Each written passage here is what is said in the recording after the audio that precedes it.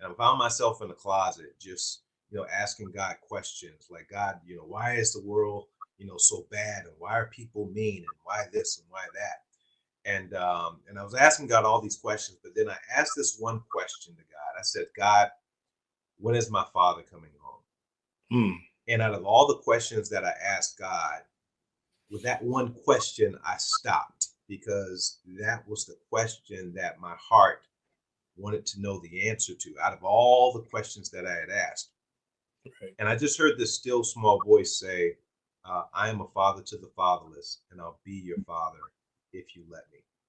And from that day forward, I just kind of accepted the fact that, hey, God's going to be my father, and he's going to father me. And, later on, I don't know if it was the next week or a few weeks later, but later on, I remember the pastor preaching from Psalms. And there's a verse that says, "A father to the fatherless is God in His holy habitation." And I Mm. just kind of latched onto that, and I was like, "Man, that was God speaking to me." And from that day forward, I just knew that God has something special for me, and I'm glad that He chose to use somebody like me to be, a soldier in His army. That's good. That's good. And that's the thing that I was knowing about you. You always had a heart for men, as I do.